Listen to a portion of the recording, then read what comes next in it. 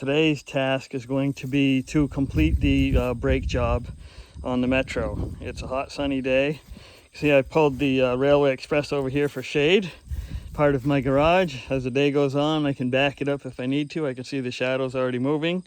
But yeah, I need to replace the wheel cylinder, which is going to require removing the entire hub assembly. The axle has to come off, the axle shaft that is, which I can show you that. And we need to replace the driver's side hard brake line and the hose. The rest of the lines, everything else has been done. So this is the final part of this job. A little bit involved because of the full floating rear end to get that all that assembly off. But once we get that off, we'll be ready to go, hopefully, for brakes. Alrighty. Now, the driver's side, if these haven't been replaced, they could be righty loosey, lefty tighty. So we'll see how this is for us today. We got the right socket, my handy dandy zip gun here.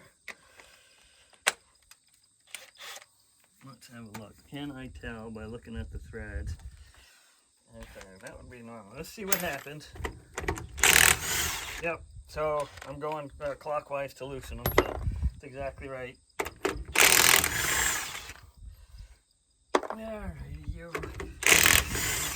I've actually got a jack stand under. I've got a jack, so we're all about safety today. And boy, having this little bit of shade makes a heck of a difference on a hot day like today. So.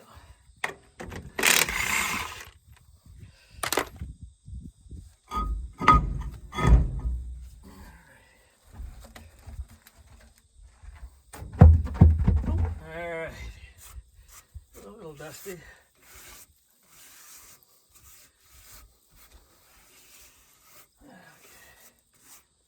Now, if I was to do things right, I would take off, sandblast, paint everything and all that. But you know what? I'm not going to be alive long enough if I take my time to do all that stuff. So, yeah, that's not going to happen for us. So, anyways, first thing I need to do is get these off. This whole axle shaft will come out. There's a, this looks like it's glued on there in pretty good shape. So, it's probably going to be a struggle to get this just to break loose. Getting the nuts out shouldn't be too much of a problem, one would hope. Let's have a look here. Nope. I've never been able to judge bolt sizes by, I know people that can just look at it. Oh, look at that, it's a 7/16. I'm not very good with that. So I think these bolts are probably the right direction. You know, the old lefty loosey. So let's try it. Yep. Okay.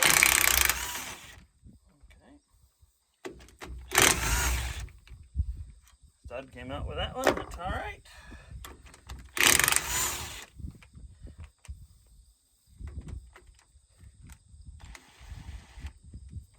Okay. Okay. There we go. Come on, fella. These things stick in this thing. But just partially thread them back on and you should be able to pull the tool right off. Alright, another one where the stud comes. And I can tell I'm going to have an oily mess. So before I go any further, I'm going to grab myself a catch pan because if there may be no oil, but there may be oil and I really don't want my ground to get oily. So I'll go get a catch pan and return shortly. Alright, so I got a cookie sheet to catch any oil. I got my cardboard. You've heard of Vice Grip Garage, but have you heard of Cardboard Garage? Hopefully not. Okay, here we go. Okay. Oh, and look, I got that one out too. Alright, I think I still have one nut stuck up in there. No, it came out. Let's count them up. I got, yeah, there they are. They're all out. So, now, okay. I've got there's actually jack bolt holes here and here so you can just jack this off. And I will see if I can get some bolts to fit them. I don't know if they're fine thread. I'll get a pick and clean out the holes. Maybe they're fine thread, maybe they're coarse thread. We'll get it sorted out. Alright, so I got out of frame, I have a garbage can, a big rubber garbage can that I just use so that I don't get this oily part dirty when we put it out. I got my holes.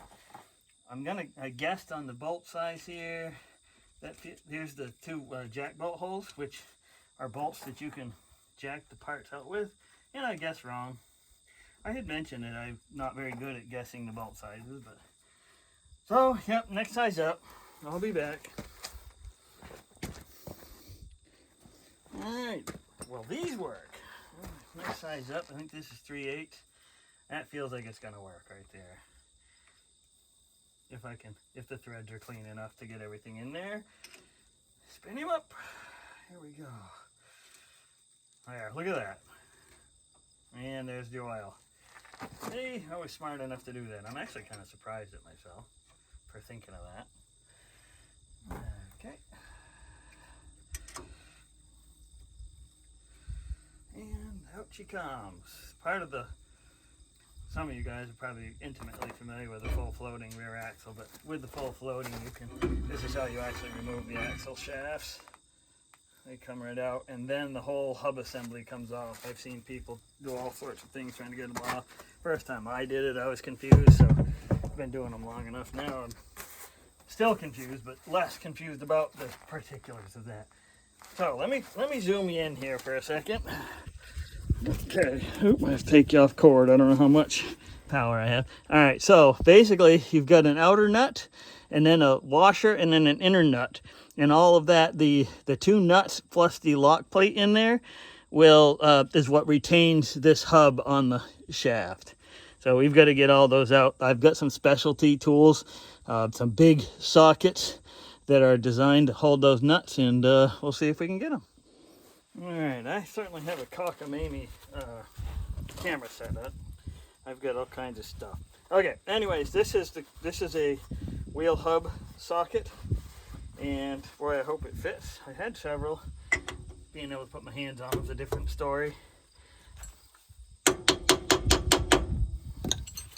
Okay, so let's see if we can get Mr. Guy out of there here. No, did you do what I think you did, which is to use a file at some point. Oh, floppy. Yeah, that's loose.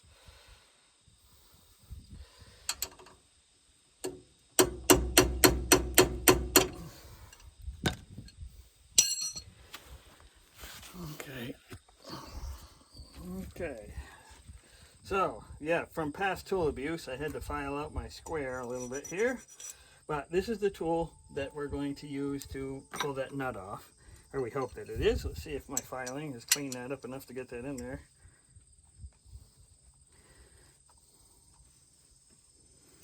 Not quite. So, yeah, you know, I do everything wrong, right? Sometimes you just grab the tool that you have handy. I can't remember what I was doing if I was driving home a race or something where I didn't have the tool and use this. Of course, beat it up, so now the square is kind of mushed in a little bit. I'm going to do a little bit of filing to get it out. But, you know, that's sometimes how it really goes on when you're out bush mechanicking or non-garage mechanicking.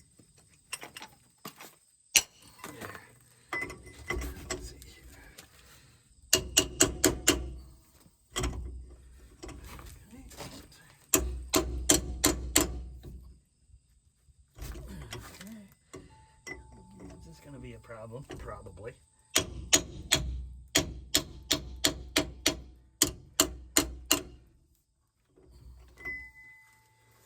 All right, well.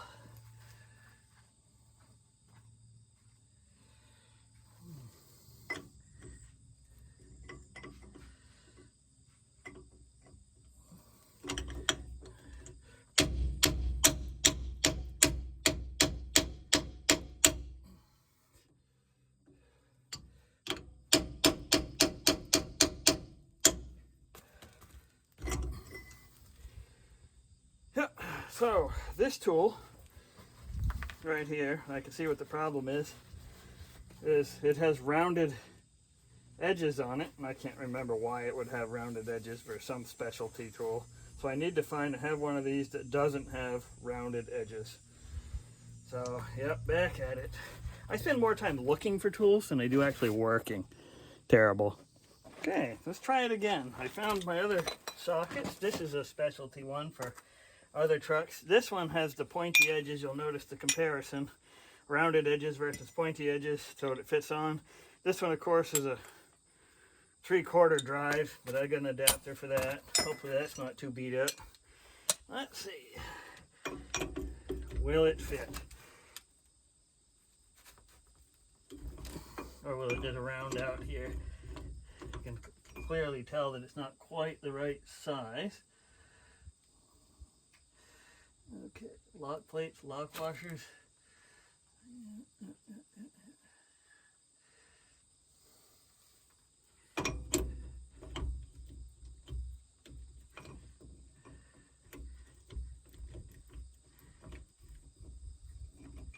Oh, I got it loose, okay. Sometimes it's hard to tell if something's rounding or loose, but there it comes. Okay. Usually once you get them started, they'll come a little bit easier anyways. Okay. Outer nut first.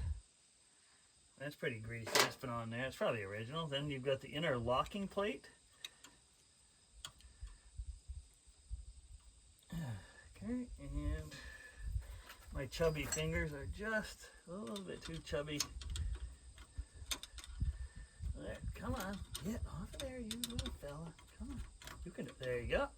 All right, so the lock plate, and now there's an inner nut, which hopefully should come right off of this thing too. And that one shouldn't be so locked, because those are the parts that lock it on, and you can even see the bearing in there. There it is, right? You see the sun has already come and shifted over, so I'm going to get blasted with the sun anyways. But that's the inner nut, and you can kind of see the roller bearing behind it. Once that comes off, then the bearing will come out and the entire hub assembly will come off. Okay, so I've got the outer off. I got a box to put the bearings in, and the Ziploc bag also works probably better, but I just got that Ziploc bag, and well, hopefully this nut will come off. Sometimes they just pop off because they're already loose. Because what locks those is the outer nut. So yeah, see that one? I probably could have just taken off with my fingers anyway. So one of the things that's going to be a big question for me, bearing condition. I'll inspect bearings on this. If the bearings are bad, obviously that's going to be a showstopper for today. But if they're good, and there's certainly plenty of oil here. If they're good, then we'll proceed. At this point, the only thing holding that on there is, well, there's nothing holding it on there. So let's see if we can. Hey, brakes are holding a little bit. Okay.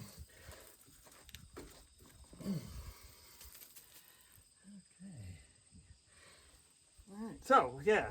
Brake shoes are holding a little bit, so we'll probably have to do some work to get those off now. Let's see.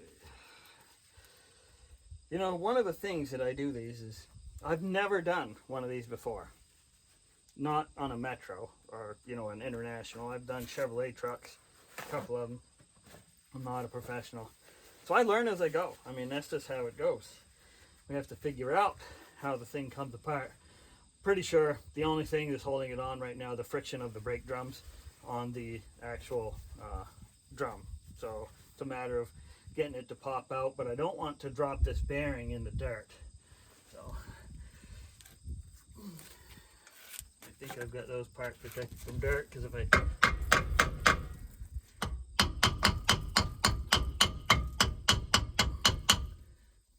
getting it to move a little bit here. Twitching him. There's probably a little bit of a ridge in that drum, so on a new vehicle, might be able to back off the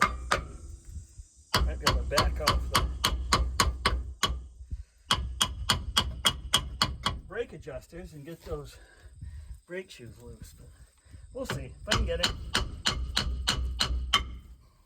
Oh, you can see I'm getting some movement here. A little bit of air movement too. Okay.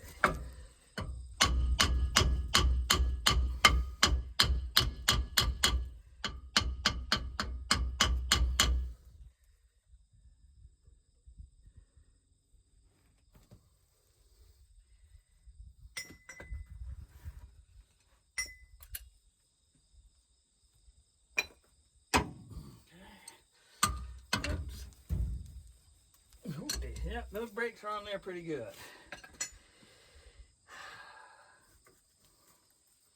I was making progress with the hammer. It's slow. I'm being impatient.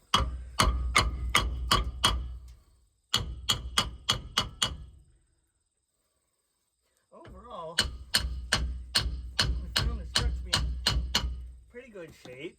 It's like when it was parked, it was probably pretty good. See, there's that bearing. It's loose. Did I bring my pick out? I had a pick earlier. A little pick. Maybe we can fetch the bearing out here.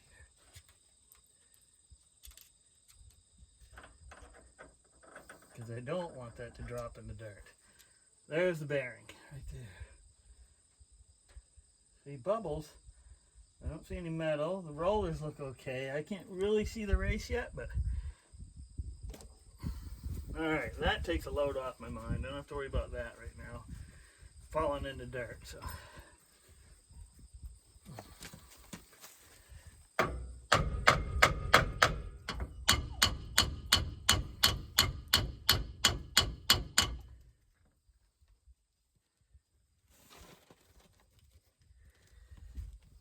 I'm gonna go get my brake adjuster, see if I can back off those adjusters. The chances of that being not stuck are so small, but if I can get it, it'll be worth it. Okay, so this is the brake adjuster tool, and these have a star wheel, basically like a, what do they call that, turnbuckle kind of a thing, where by turning the wheel, it unthreads and pushes out the shoes against the drum for adjustment. And their modern vehicles are all automatic. Disc brakes, of course, that doesn't apply because they have a different style. These are all manual, and they're intended to be turned with one of these tools. The issue is they get rusty and they stick, and the chances of me being able to turn this are not zero, but low. Right now we have Schrodinger's brake adjustment screw, and we will see if we can get him. Let's pop back there and see what we can do about loosening up these brake shoes if possible. It's going to be really dicey as far as the camera work. You'll be upside down and backwards and everything else, but there's a slot right here.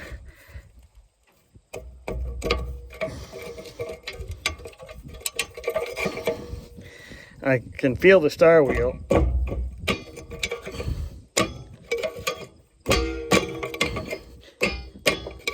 It's actually moving, believe it or not.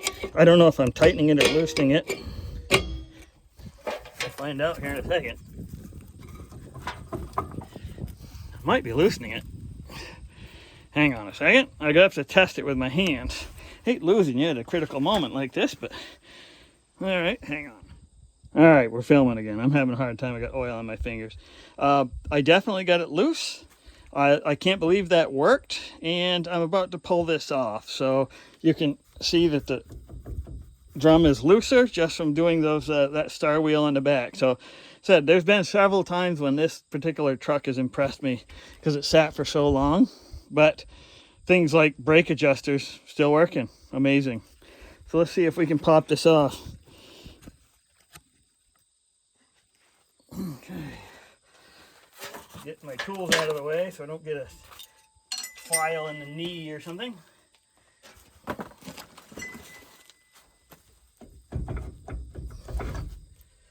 we go. Now, of course, because I backed off the screw, when I go to put it back together again, I have to make sure that I readjust them. There it is. Whole drum off.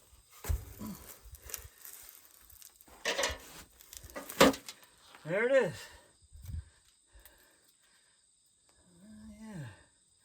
There it is. That's the wheel cylinder right there. And I did the front one. These are dual acting. In other words, they open on both sides. On the front, it's just single acting. It was very easy to just put a screwdriver over and to pull that out without having to take all this apart. There's plenty of, well, I say there's plenty of brake shoe left on this. But what's this all about here? There is not plenty of brakes. I'm actually going to replace the brake shoes on this. And I'll show you why here. Okay. That's the upper brake shoe. So this one may have been dragging. And if that's the case, you can see where there's some damage there. I have new shoes, This one is just, yeah, I bet that was dragging, got stuck on somehow. Probably that wheel cylinder. So yeah, well, it'll take a little bit longer, but I'll replace these brake shoes. One of the tricks of brake shoes is remembering how all your hardware goes.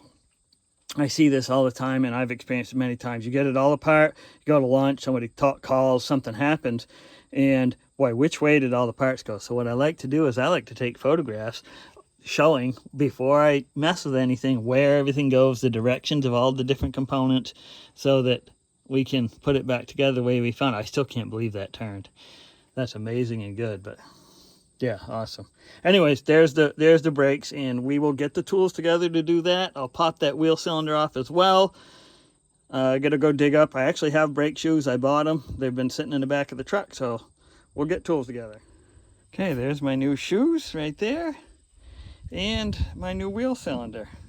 So yeah, we get our parts, and good to go. All right, we got our tools all together. Sequence of events here. I've got to pop these big springs off. I got to pop these guys off. I might pop these off first, and then I can just collapse the thing in. So there's a special tool. I usually just use a pair of vice grips, but there is a special tool for these.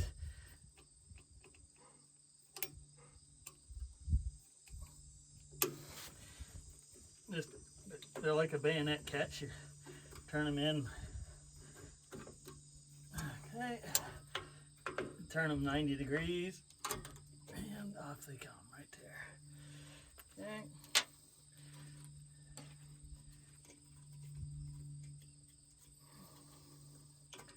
There's one away right there. Okay, get the nail out. I always call those nails. All right, number 2 guy.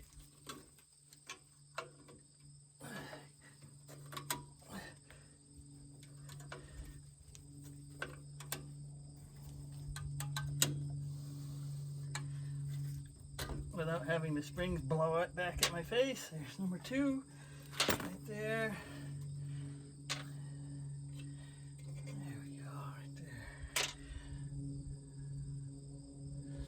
Let's see if we can get the wheel cylinder loose just to make our life a little bit easier.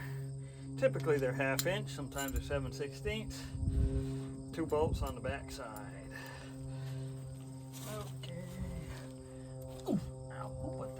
Sergeant, have that removed. Okay.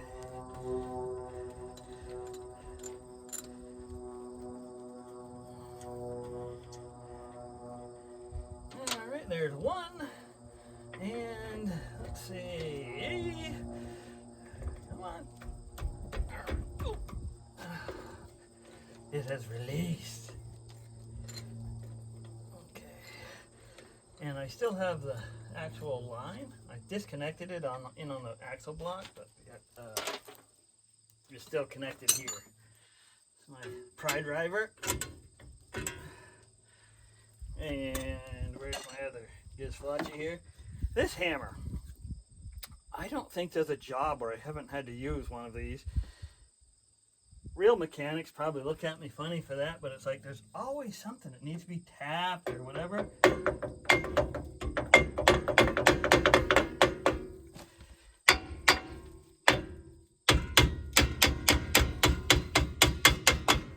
Ooh, that was nasty in there, that wheel cylinder, so.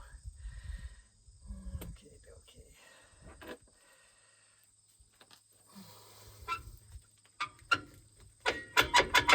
See that dust coming out of there? That's been a bad wheel cylinder for a while. I'm quite certain that's what took out these brakes back when, probably before it was parked. Otherwise it wouldn't have worn. So there's tools for getting those off too. Real tools.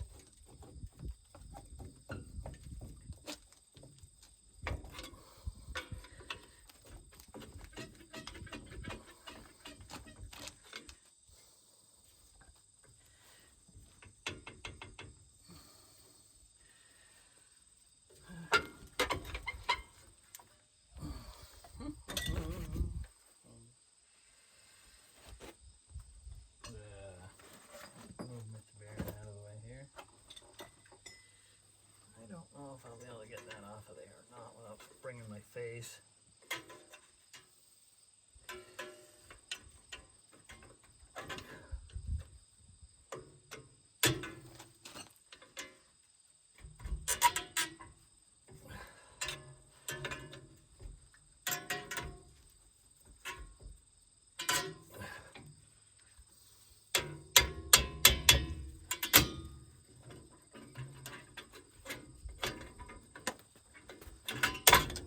Okay, there's one away. Right there. Little guy, we need to reuse that. And then that will just fall away. And that's stuck to that. I still can't believe how I'm blown away by that actually working. There we go.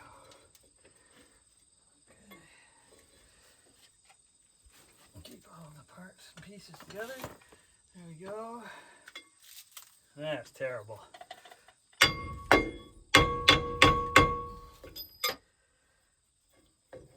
That look behind there. That's just rusted in place. It's ugly. Oh no. There's a bracket holding on the brake line. That's awesome. And a bleeder. Let's see. Where are you? I brought out 3 sockets. Now I have 2 sockets. That happens all the time. Okay. Don't need that. I probably get rid of extraneous stuff that I don't need here.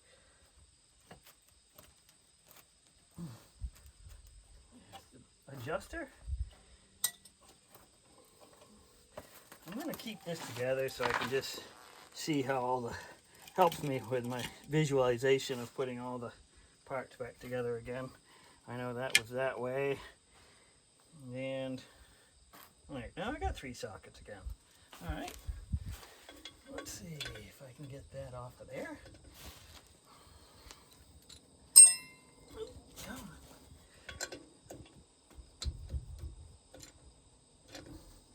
Brake bleeder is loose. This brake is crazy. I'm so used to things being so rusted they would never come loose. And I mean, this thing looks really rusty. I just think it was maintained. I mean, it was a fire department vehicle, so fire department vehicles quite often get better maintenance than, say, you know, not fire department vehicles. Brake bleeder came out. Amazing. I mean, I won't reuse it. It's just kind of an amazing fact. Okay, now to get that brake line off of there. Where's my... There it is. Just needed a little mustard.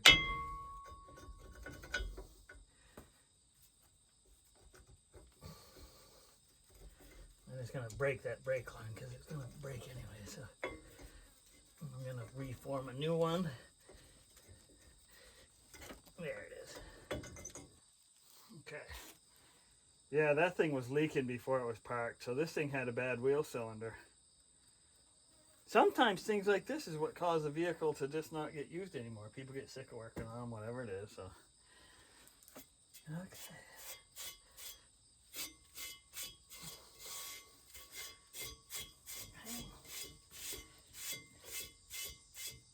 It's actually not that bad. It's really not. That's just like dust and stuff on there. Coming right off by hand. Alright, so here's the other wheel cylinder right here. And we will, what did I do with the bolts? Right here. Put it right back in. And then we can start to build it back out again. We'll do the brake lines after because we can do those externally and when the vehicle's not on the jack. It's not a big deal, but I prefer to do stuff when I'm not on the jack. Even though I've got jack stands, I've got the thing holding up, so. Alright, there, that's together. Okay, there's my other socket. That's loosened, ready loosen, ready. There it is, okay. Do it by feel here. Where are you? I know you're in there, you punk. There you go.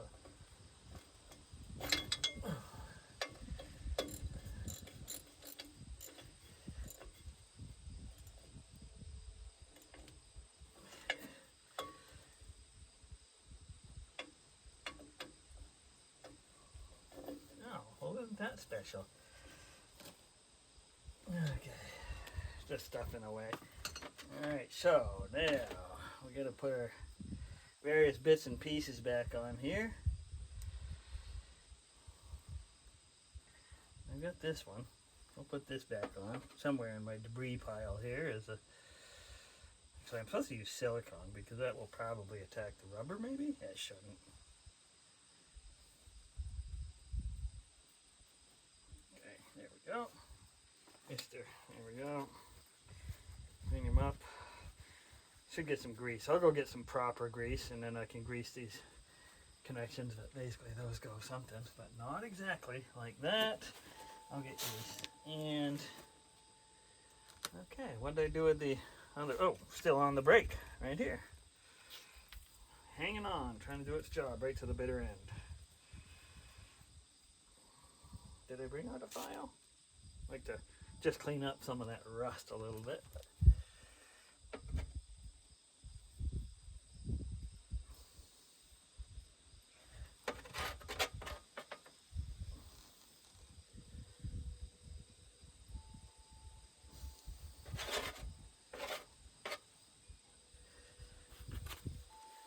I don't want oil in the brake area, but I like a little bit of lubricant on the connections.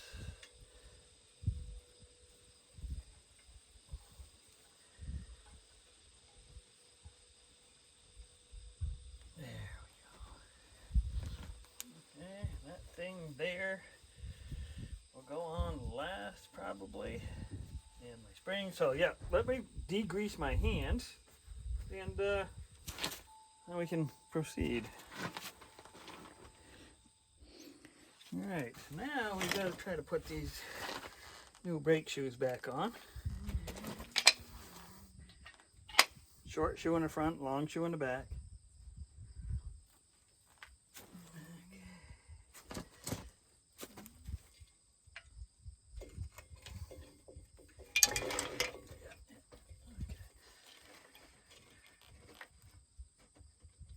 Trying to get the various things to go in the holes.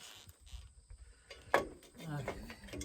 I don't think there's an easy way to do it. It's just, however, and then you're going to get that to line up with that. And all the various pieces to line up. While everything's falling out at the same time, so it's always a joy. Alright. So, now the nail and the spring thingy. There's the spring. A little bit of breeze finally. It's about 8 million degrees out here. Very high on the misery index. Alright. Okay, so I got my gizflatchy here. I'm going to try to insert him in and then twist it. All while holding everything in place. While everything tries its best to misalign. Yeah, somehow something shifted here. There we go. Yeah.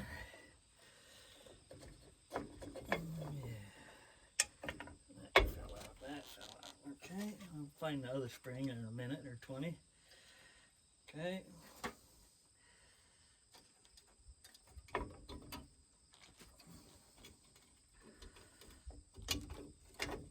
Okay, there. That thing's on there. Now I just gotta find all the other springs that fell while I was trying to do that. That'll go up in there, and the adjuster. The chances of me finding that spring is about 0. Oh, here it is. Okay.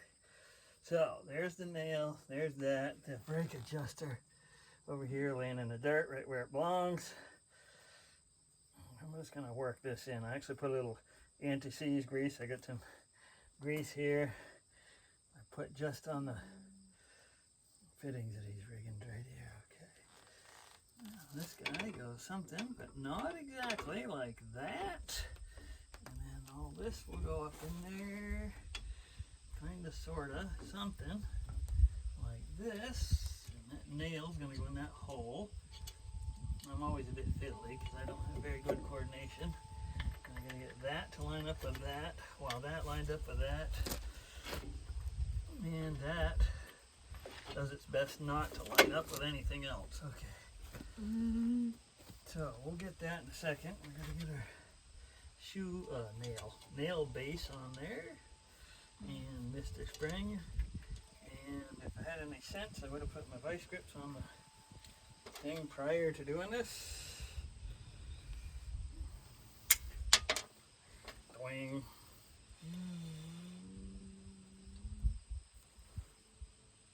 Okay. Now let's see if we can line him up.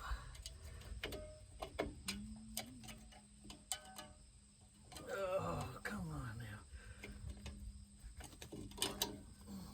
Alright. There. And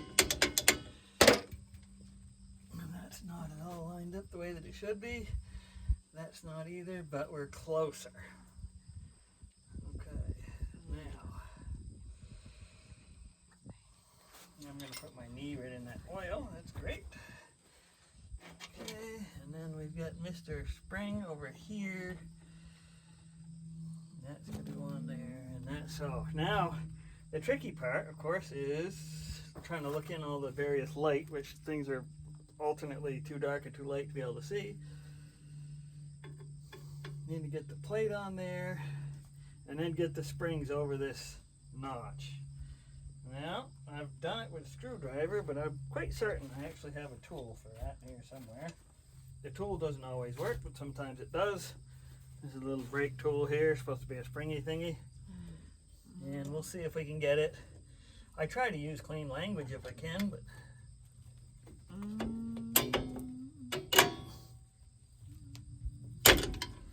Nope, didn't work. Okay, try it again. There's people that do this all the time. Oh, drum brakes are so easy, drum brakes are so... Everything is easy if you've done it 100 times. What's not easy is when you haven't done it 100 times. Okay, see that does not go on. There it is, okay. See, so it's easy when you're successful, except you see I missed this. That came off. There's always something like that, trying to keep track of everything all at once. That's gonna absolutely suck. I'm probably gonna have to take it all the way off again because that thing fell off. So yeah, when someone says drum brakes are easy, just punch them right in the mouth. That's how you do that, because they're always a pain. I've never had, I mean, I've been doing this for 40 years. There always something screwed up happens. Some spring goes flying, something happens. So, good Lord. All right. There's my blood sacrifice for today. And let's see.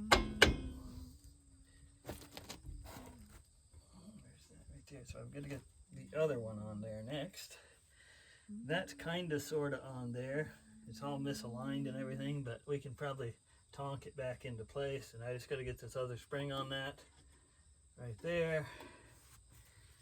And that's not in place either. Okay, this little guy right there.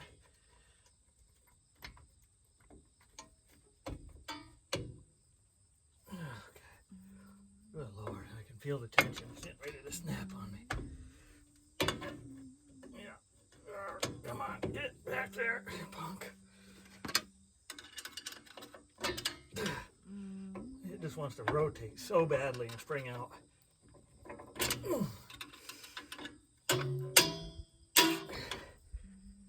There you go. All right. Whew. Okay. Everything's all cattywampus, but at least it's there. Okay.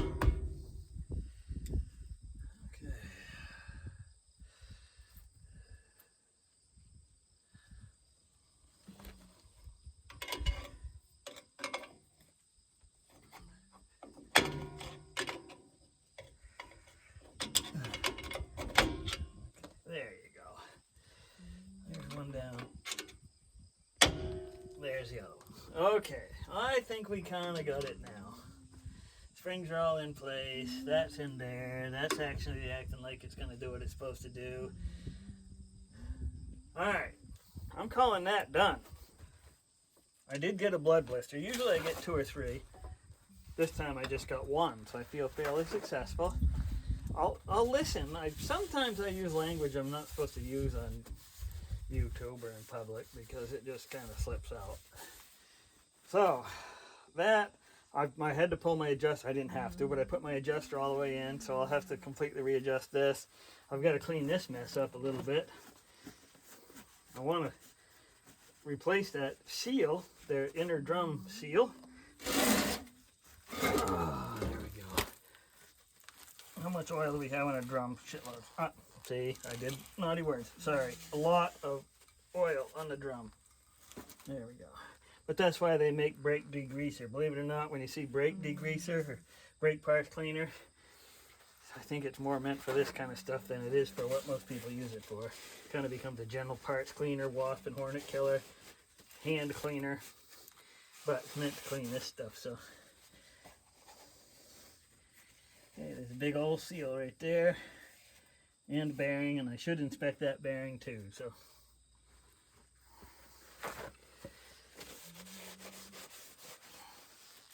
got the gobs of oil off. That is some heavy oil. That is probably 1954 oil. These things have probably never been apart. Or, yeah, this stuff's been in there a long time. Okay.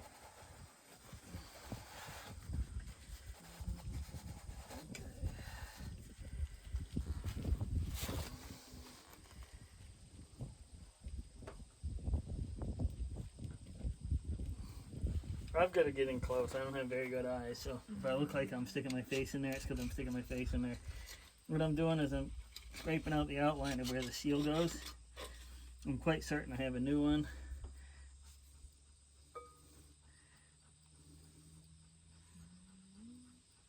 The drum itself doesn't look terrible. It's not great, but it's also not terrible. It's kind of fair to middling, I guess. So.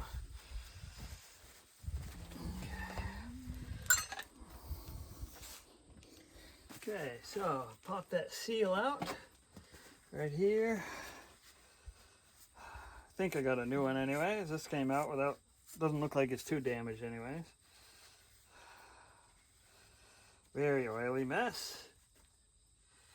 I use pretty much almost a whole roll of paper towels on a job like this. This may even be an old leather seal. It is. It's an old leather seal. That's an original seal. Original ones, they quite often use leather for seals, which they work great.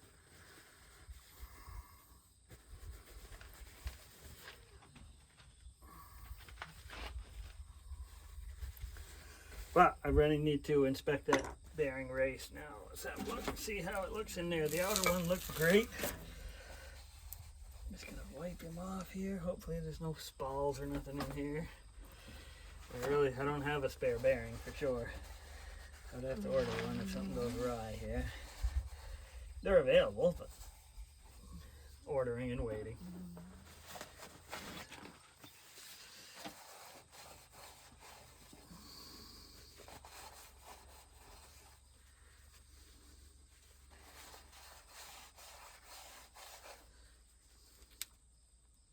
Wow, looks good. I'll zoom you right in here.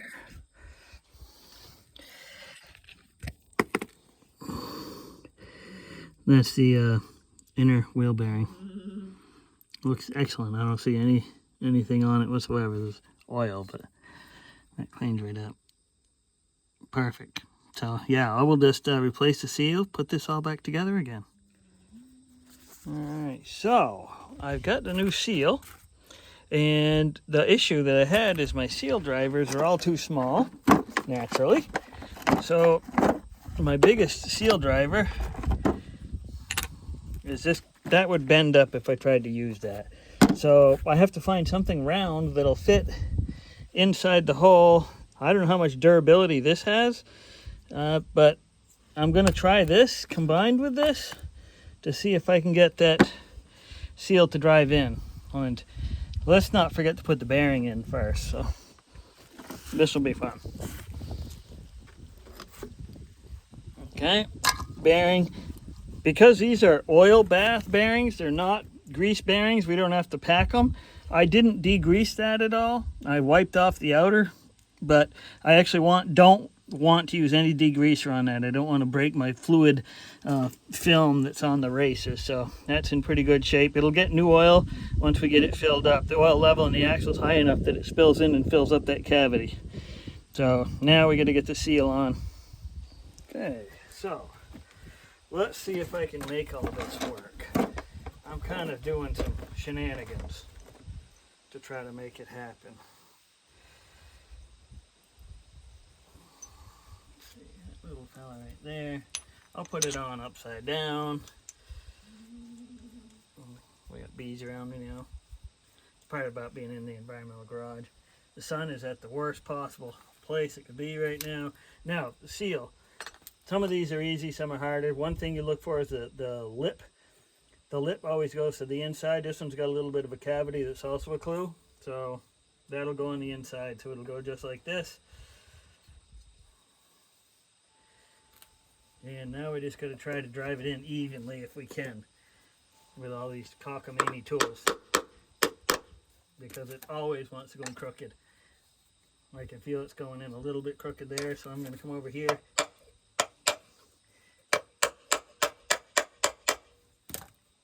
Try to chase it down a little bit here, if I can.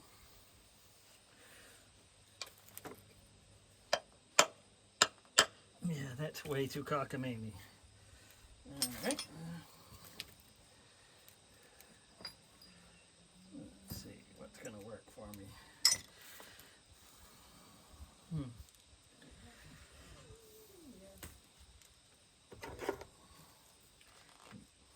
Where's this oil coming from? Everything covered with oil. Okay. There. Just to make sure that we're going in good and even. Sometimes the one side doesn't feel like going in evenly, so there. Now we'll keep a feel on it.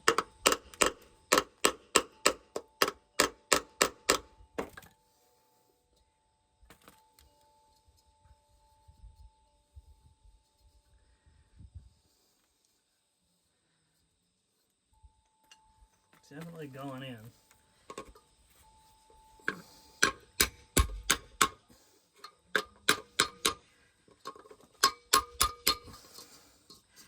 Is this the right way to do it? Probably not. Is it working? Yep. Yep, it is.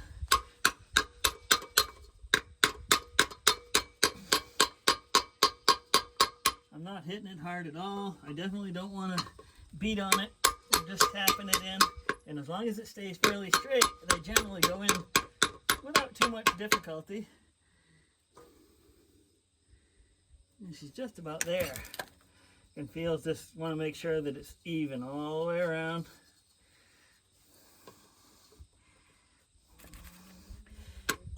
I tried my cockamamie stuff and that doesn't really work, I don't think so.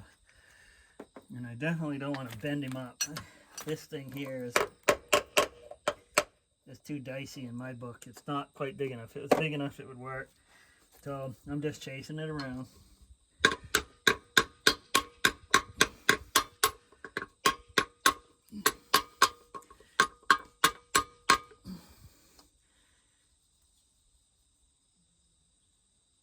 There. She's there. So now one thing I definitely want to do before I put this back on here is I'm going to lubricate the seal.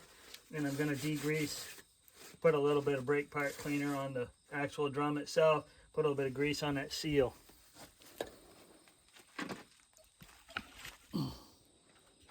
Okay, so yeah, we'll spray a little bit of brake part cleaner on the drum, just to get, because I had just a couple of spots of oil, not too bad.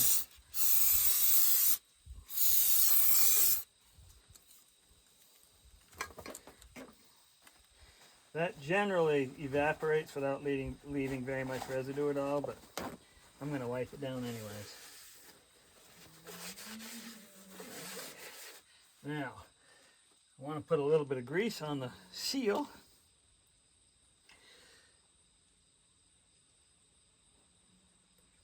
There, so that in case oil has a, until oil gets in there, it's got some lubrication. We don't want to eat up the seal right away. A dry seal, if you start rolling on that, basically almost instantly burn them up. So, okay. Let's put Mr. Drum up in place if we can. Okay.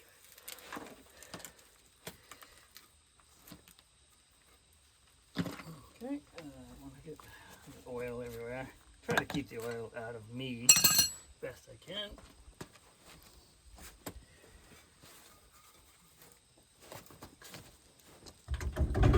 There. It's on there. Okay. Now, outer bearing. And then that inner nut. Thin nut, let's wipe that down. A little bit on the nasty side.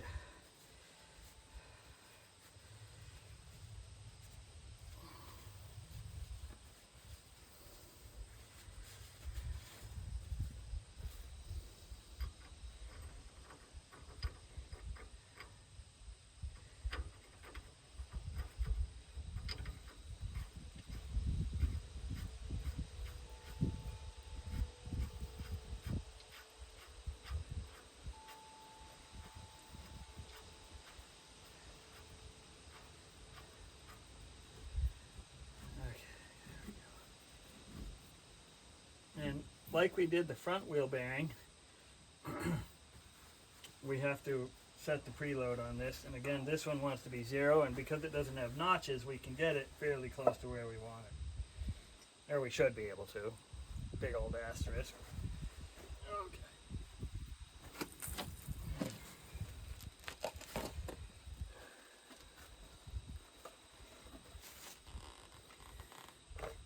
So I can pick this up too, and then find my tools, and then we will proceed in a moment. Alright, so now that we've found the tools again, this is our socket that we use on the big nut.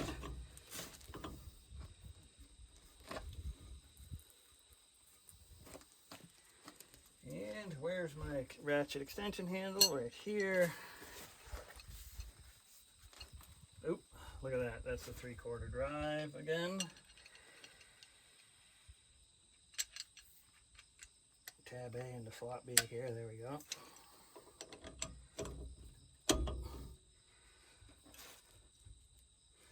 Again, I over tighten and then back off again. That makes sure that my bearings are seated.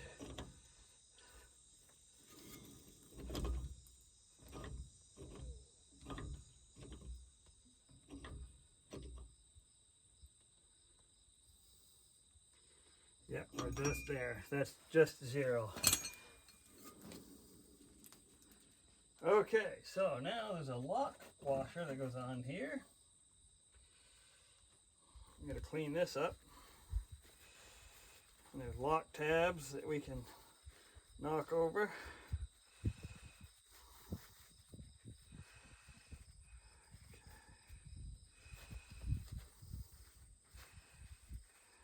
Okay. We've got a couple of lock tabs here, plus that goes in the keyway to hold it in place. And then after we get the outer nut, then we fold these pieces back up onto us.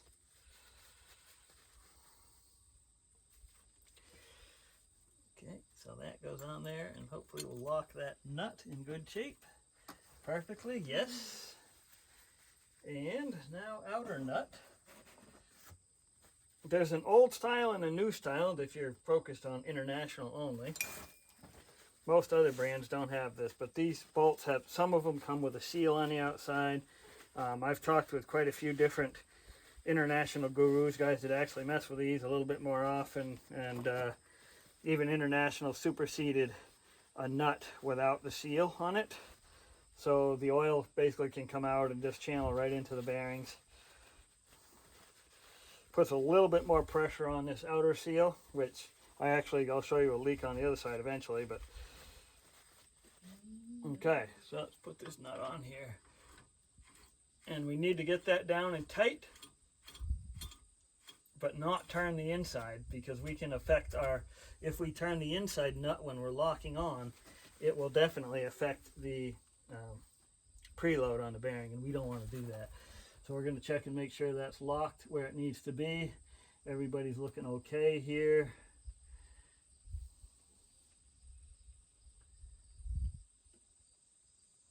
Yep.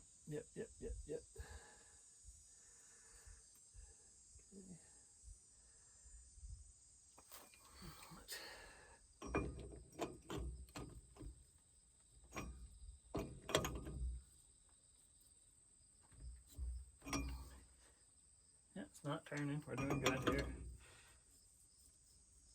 There's an actual torque spec that I don't know offhand. I could probably Google it, but I just get it kind of firm, making sure that the inside nut doesn't turn at all. And it hasn't, so we're still turning very nicely. And now I just have to lock tab the outer. So, and then that will be, that portion will be done, and I can put the axle shaft back in, reseal, and move on to brake lines and pipes and things like that. Remember, I had adjusted the brake adjuster all the way in, so it's going to take me a minute to adjust it all the way back out again. We'll deal with that in a minute. But there. Okay. Got to bend the tab, the lock tab out here.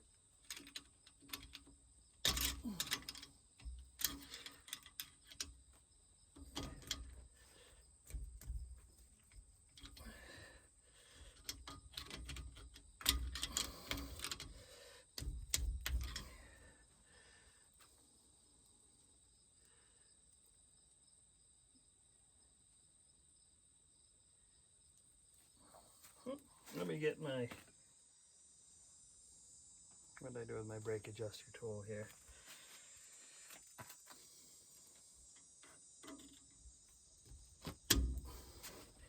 There. Perfect. Get the lock tab right there on that nut to hold that in place so that it doesn't work loose. Good to go. Now I gotta get some sealant. Alright, so the next step is to put the axle shaft back in and seal it. In a proper world, some of these have gaskets, some I just typically will try to use RTV on these things, and having a non-oily surface to put RTV on helps, but I don't want to get this brake cleaner in on the bearing, so I have to very carefully do that. There, like that. There's not much sealing surface on the inside of these bolt holes. There's a very, very thin surface. So, RTV black.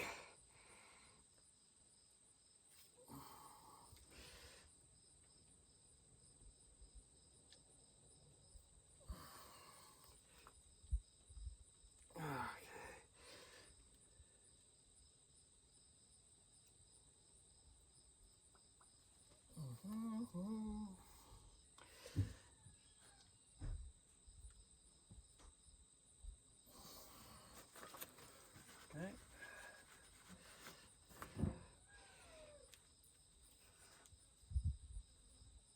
This stuff.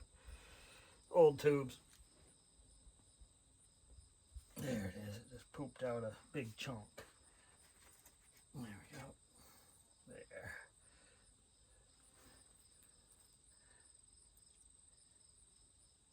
There. And normally you only want to put RTV on one side. I'm actually going to put it on both sides in this case because of I need to get around these bolt holes, and I'm not confident I'm doing a good job getting around these bolt holes with this, and so I will make sure that I have some on there because I've had the other one leak before, so not much fun. Okay, there's Mr. Axle Shaft over here.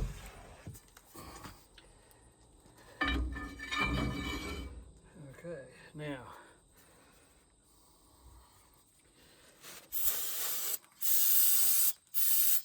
this doesn't have any moving parts, so I can feel free to hose this down in pretty good shape here. I gotta get that jack bolt out. I'll guess wrong every time.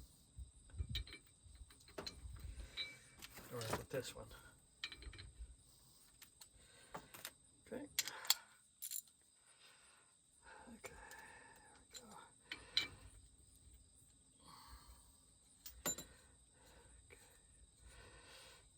Mr. jack bolt out. These jack bolts are handy. You know, I went quite a few years before I discovered jack bolts.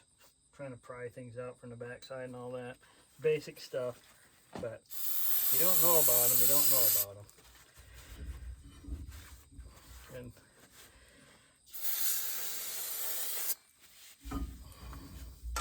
if you work with people that can tell you and can teach you, then you're so much better off. Because you can just those simple basic things make a heck of a difference. Alright, so let's put the gack to this here.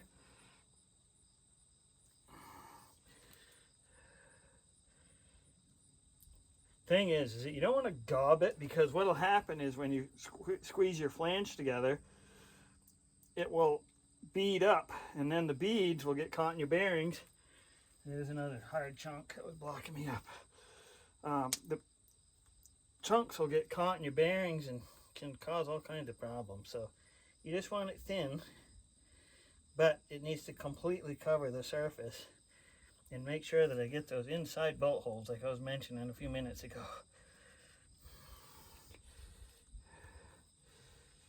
I like the mini tubes. I don't happen to have a mini tube on hand. But the mini tubes are nice because you basically just use them and it's always fresh. You're not dealing with an old tube where you got to get through the old RTV and blockages and things like that. Okay, that's pretty good shape right there. I still need this tube for the other side. Even though I've already done the other side, the reason I know that these things leak is that the one I did on the other side leaked. So, okay, so now we got to engage the inner gears on the differential.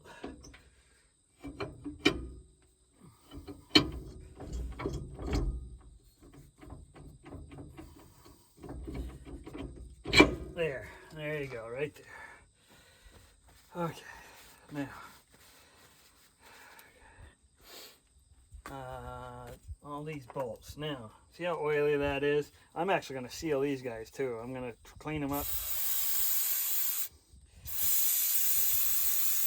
and put the RTV. I'll let that dry a minute. Got a couple to do here. Should have done this at the beginning.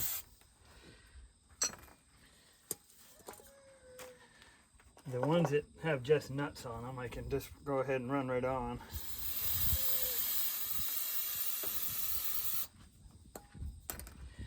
There we go.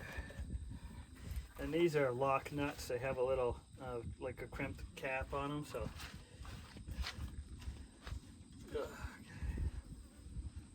What I did on the other side, because when I bought the van, the entire hub was missing and pieces were laying in the back of the truck. So I had to assemble it blind, and I didn't have these nuts, so I just used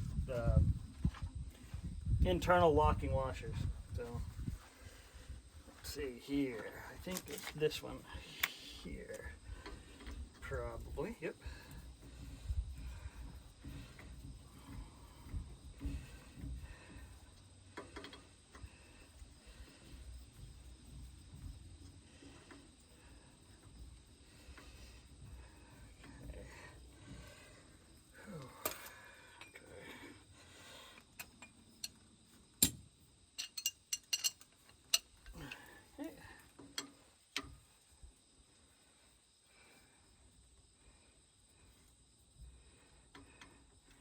You notice I'm just coming up. I don't want to tighten until I have all the bolts in. And then I tighten in what they call a flange pattern or star pattern, which I'll demonstrate, but you basically go here, here, you know, so you're doing crosswise, you're not doing one side, so because you can create some warps and things like that. It's a standard practice. Okay, so now, where's my two baguette? Here it is.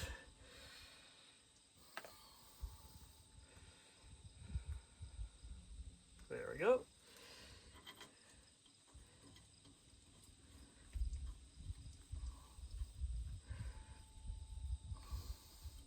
Ideally, like a real mechanic would work to get the nuts off the studs. Not happening. Too hot, too tired, not interested. You know, that happens. Okay.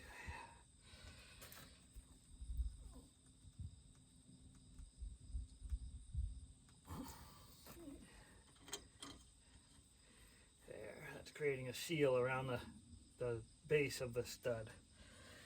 Make sure I put my cap back on. This stuff always seals in the end anyways, just because of the nature of itself, but the whole thing will dry if you don't put the cap on right away. Okay.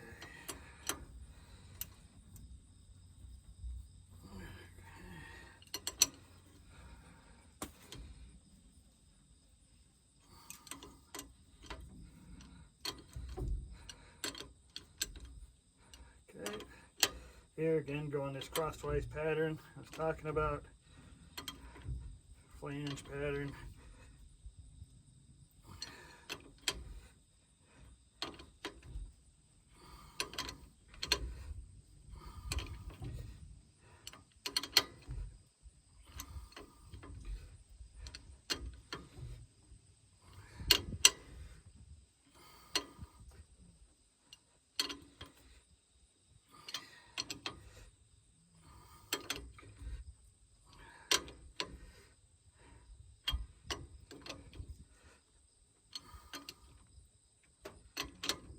There. Alright, there.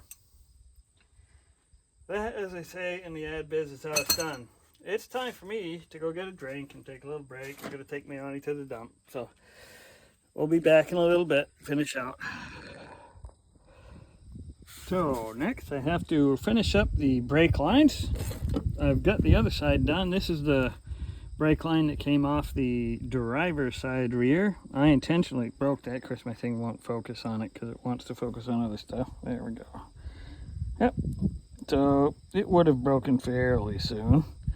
I broke it off intentionally, but so this one is actually fairly short and not that difficult to do. I have this hydraulic flaring tool, which is awesome. Used to have to turn the whirly-gigs and everything trying to get the flares. These do a perfect inverted flare. The only part of this is getting your length, your stick out when you get all your things assembled. I'll show that in a bit. And I've got tubing benders to bend it into place. I've got tubing cutter and a new piece of brake line tubing right here. And what I'm actually going to do is I'm going to work from the wheel cylinder out to here. This one is not too difficult just because it's fairly short run. So I figured this is a easy one to just kind of show how it works. So yeah, I'm gonna save this longer end. Sometimes you actually have to have these. I usually put these into the wheel cylinders. Some of the depths on wheel cylinders are deeper than standard depth. Just to show you, this is the there's a long fitting, and then on the other side there's the short one. And I know that the short fitting came out of the block on the rear axle, so I know that I can use the short fitting on the axle side. So, and then of course the clip, I can just unbend that, put that on the new one. Okay, so getting started. Basically, I just have to copy the bends that are on this rig right here. And not all of the beds aren't exactly 90. It comes up and goes over to the right. So it's a matter of working the bends and getting the tool correct. Okay.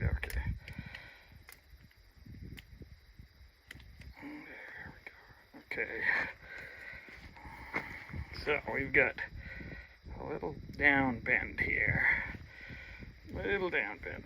We don't have much to copy here. Let's get this angle right. Okay.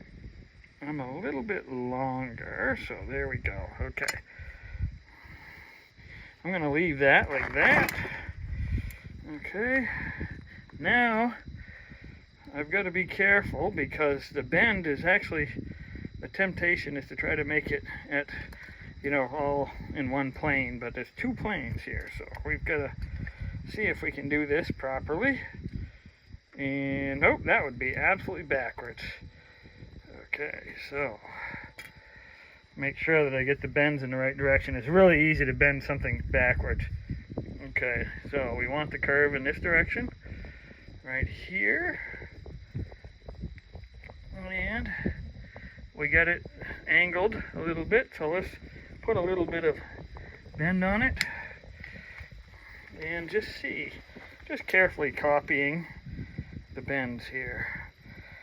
Okay, now the factory ones has a much more sweeping bend than I have, but it'll still work. And these pipes are a little bit flexible, so if you don't get them exactly right, you know, you're not doomed. All right, so there, like that. I think I can work with that right there. Okay.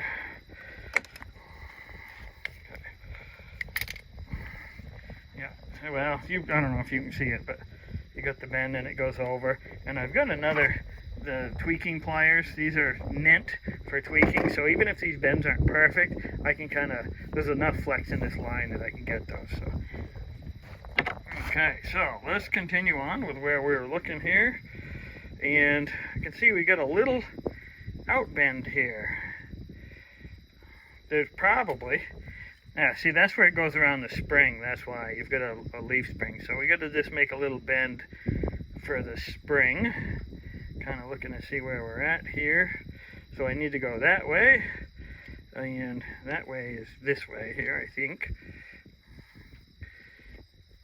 And let's see if we get the approximate location of this. Okay. Before I bend anything, I'm just going to verify. It's really, the hardest part for me is keeping track of the direction of the bends and keeping the tool correct.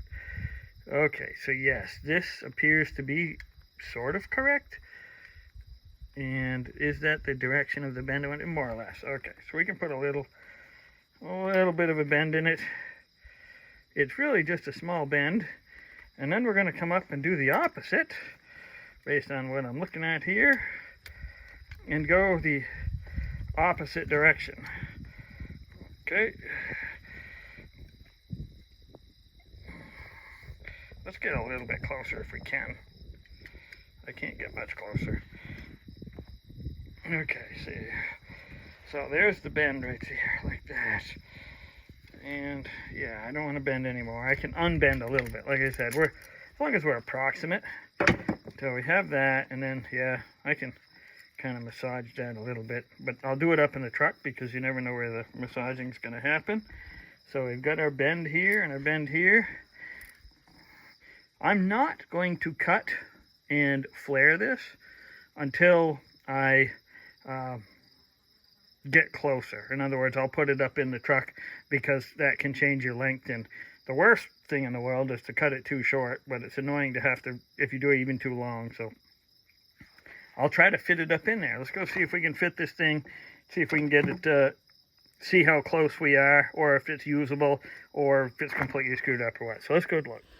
Okay, so now we got to feed this thing up in through here if I can.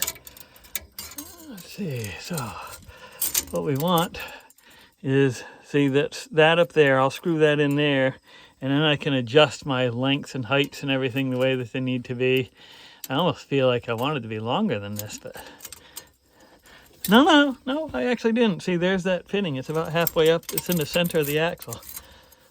So this is where this is kind of messing with us a little bit, but again, this is all in that area we can massage. So let's go ahead and see if we can thread that up in that where that yellow is, where we remove the plug, and see if we can get that fitting to roll on in there. All right, come on now. There you go, Mr. Plug Away. And yeah, that's being annoying.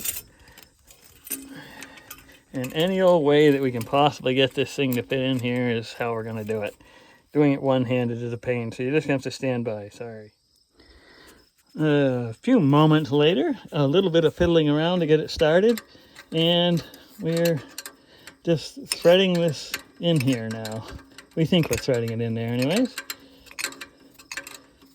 And I'm not going to tighten it down, but I am going to get it close. I'll basically, you like tighten just so it touches off, and then like back it off part of a turn so I get room to flex.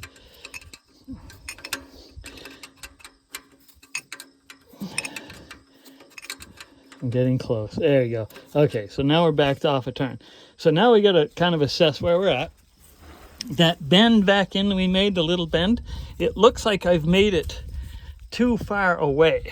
But I can cure that, I think, by putting some more bend on here and basically drawing the whole pipe that way. So if I increase this bend and increase that bend, basically slide it that way, I think I can pick up where that piece goes on there. I'm not sure how I messed that up, but you know, whatever. It's not the end of the world. It's close. And of course, this big thing is kind of throwing things off. I could cut it really shorter right here and then just make a second cut, but that might get us a little bit closer. I might do that. I can just nip this dude off right here, knowing that I have plenty of length, and then just also knowing that I'm going to cut it again. So let me do some cutting. All right, there we go.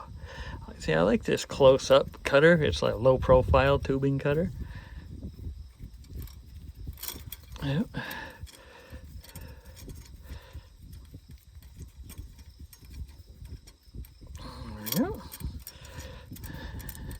I know I'll have to cut again. There's no doubt about that. And then I've also realized I've got to replace that hose from up there, where the black hose right there.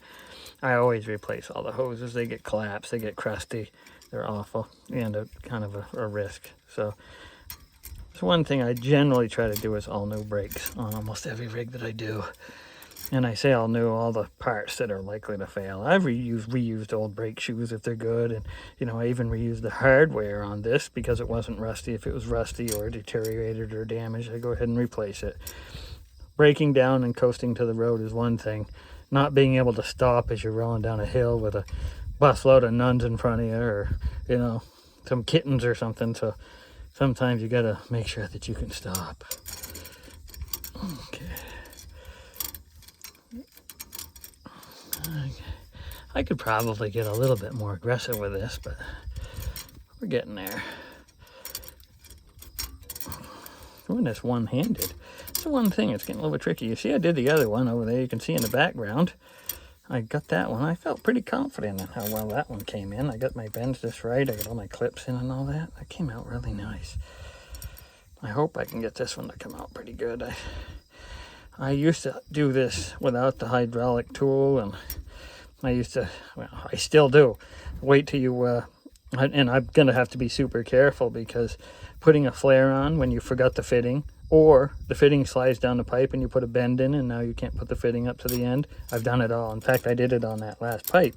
I had the fitting slide down and I put a bend in, and I had to take my bend back out, which is actually way harder than it is to do one initially. So there we go. There we go. Now we have some room to fiddle with here. Okay, so I really need, for that clip to be successful, I just need, where is it? The bend is right here. So the clip should go about where my finger is. So we're about, well, maybe an inch, but that's a lot. But I'm pretty sure that I can get these bends to come around. So let's see what we can do. Okay, so if you recall, where the clip is like over here. So I need to get the whole tube. Either I take the bends out of it and rebend it over here, or I put a little bit more bend in here. And I think I'm going to try to put a little bit more bend in here, and that should move that pipe that way. So let's give it a little more, if we can. Let's see. Okay. There we go. A little there, and now this guy here. Got to hold your tongue right. Okay, there we go. There we go. that might move that over a little bit. See, I just increased the bend. We'll see if that got us what we needed here. I also feel like that should be, see how that bends really easy? So that might get us. So let's go under there. I would love to be able to, I'm going to try to set it up because I like bending underneath more than I do coming out. I just brought everything out just so I could kind of show you the process. Okay, so I fiddled around for a while trying to get ways to hold the camera here, and I couldn't really find a good way to hold the camera without it flopping over. Now I get the sun in my face. Okay, so that fitting goes something over there, up in there like that, and then this piece here, I might just have that clip at that bend. It's close. See, I've got the bend in the pipe, and the pipe's over there, and sometimes it's a little sticky. I don't want to cross thread it either, and that's one of the risks of all this.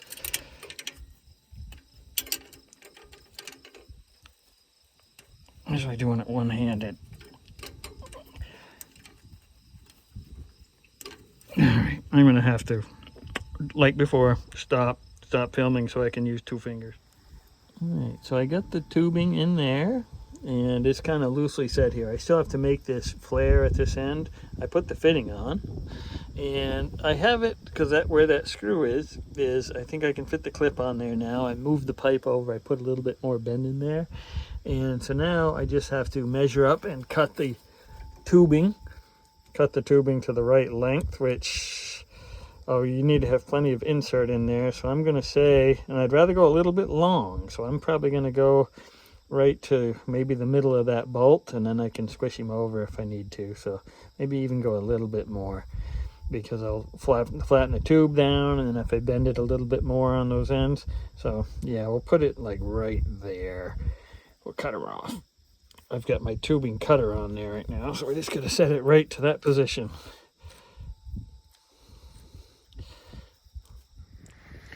Alrighty, so now I've cut the tubing off, and the first thing we have to do on the end of the tubing is to, because the tubing gets pushed in a little bit, just to clean it out.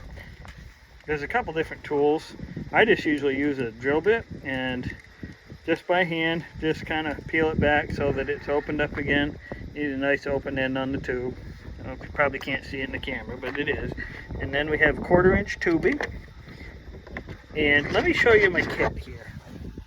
Okay, here's the tubing kit right here. And you've got this is a flaring tool. It's hydraulic, you can pump it. It just makes it really, really easy. And you basically get the dies. This is 1/4-inch. And you put the tubing in the dies and insert them into the machine. And then you can use one of these dies to form the basically like a partial flare where it scrunches it down. I'll try to show it to you. And then with the final, you do the cone that pushes the flare out to make the final, and that's basically what they call a double flare or an inverted flare. And that's what we're going to do. I don't have my terminology down, but that's what we're going to do. Trying to demonstrate how to do this with one hand, and it clearly needs to be two-handed. Basically, you have your die piece like this, and it'll squinch in there. You notice there's a gap there. When I put it in the tool, it clamps it so that it holds the end of the pipe still, so we can form our fitting. So we need to have a little bit of poke out like this in order to make this happen. All right, so I got the tubing in there. I have it in the forming die right there. I need to insert, there's a little piece in here that'll scrunch it down.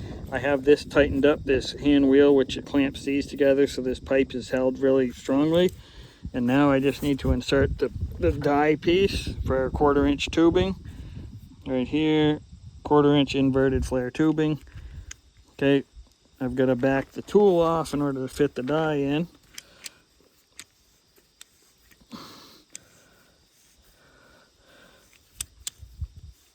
Just by turning the handle on this particular unit. Okay, there it is. Now I just run it down so it touches off.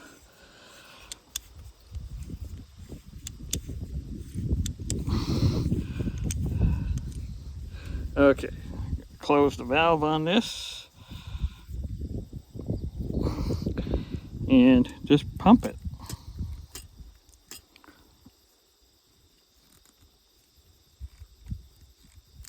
Okay. Did I put my, okay, yep, I left my fitting on. I've done that a couple times. Okay, so now just a couple of pumps, all it takes, it gets really hard, and then we got to back it off.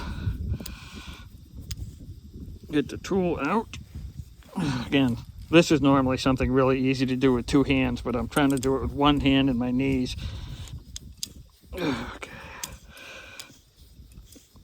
Okay, now I can take out the ferrule thingy, the die forming thingamajiggy. All right, oof, sorry. And then there it is, it's actually scrunched in there. And now I put in the cone piece, and the cone piece will finish up the flare.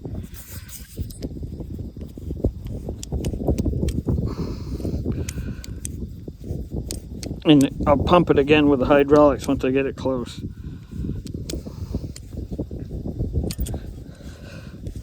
Okay, so there we are, fairly close. Close my valve. And then just pump it down. The thing has enough power to make a pretty good form. Okay, there it is. Okay, release the pressure. Back it off.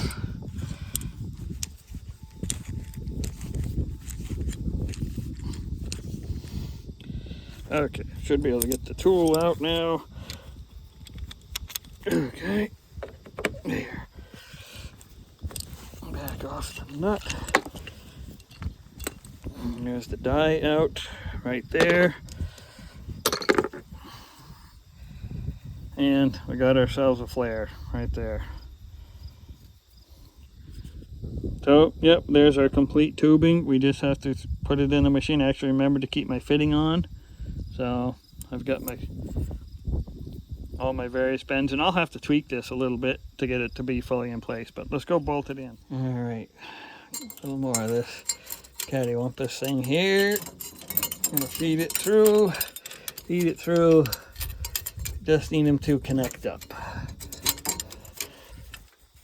Okay, we got the upper up there. That's gonna take a minute. So again, because you've got to line up these hard fittings, and it takes two hands and a close eye. All right, so I've got the fittings hand started on both ends, and so I will come a little bit tighter. It's a little bit fiddly. I wish I could show this stuff. I need to do something about being able to have a camera that's independent of an iPhone. Okay, so that's pretty much in there. We've got that one in there, hand done, and we need to get that clip. We can put the clip there on there. It's on the old line. I gotta go find the old line wherever it is, laying over there. Put the clip on and try to see if we can get this thing together. All right, it's fully installed now. The trick was getting that screw back there. I actually got it in the right spot of the bend there, you see? I ended up just putting a little bit more of a severe bend before it was sweepy, but I moved it over. This is all bolted up. She's good to go. Now, this hose. With the hose being done, that'll be the end of our brake lines, and then still can't forget, I gotta adjust this one up because it's totally non-adjusted, and then I'll bleed the brakes and we should have brakes. Okay, there's the fitting up there, and we're actually on this side of the fitting. So we're gonna put a whole lot of heat to it and hope that we can get that brake line fitting loose without breaking off.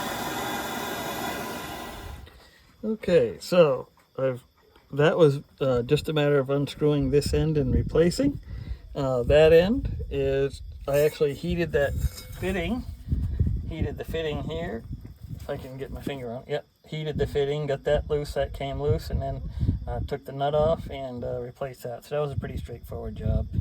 So now we have everything new. Okay, so we got the wheel back on, and we are reinstalling the lug nuts. Remember again, they're backwards. So counterclockwise to tighten on the driver's side only. So yeah, we'll be probably gonna, it's getting kind of late at night here, so the camera doesn't show it as dark as it really is, but what I'm gonna do is get this wheel on, get us off the jack stand, and call it a day. I've got to reseal a wheel hub on the other side and then bleed brakes, and maybe we'll have brakes, so we're getting there. Okay, so now, if you remember, I said I had to adjust the brake cylinder. I guess it's not the brake cylinder, but the brake adjuster. And so I've got to back it off, and of course I'm doing it like 1/16 of a turn at a time. You see, we're not even close, so it's going to take a lot of turns to get this, but that's basically the procedure of doing this, and I'm going to do it until the brake drum comes tight. So I will return when I get close. All right, so I'm getting close here. I can still move the drum, but I'm getting a little bit of drag here. I actually went a little bit over tight in order to make sure that I wasn't just like contacting one side. That's probably not too bad right there. It's a little bit draggy, but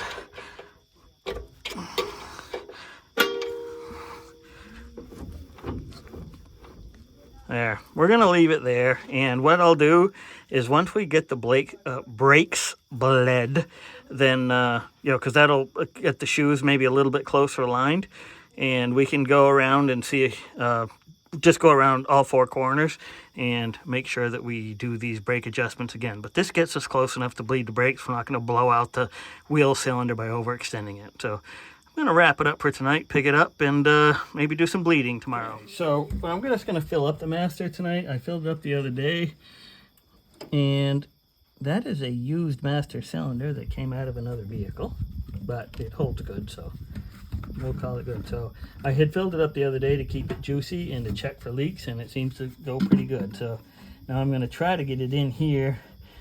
Again, doing everything one-handed. I don't know how I'm not going to get it oops, exactly like that, because it's hard to check for leaks if you spill it.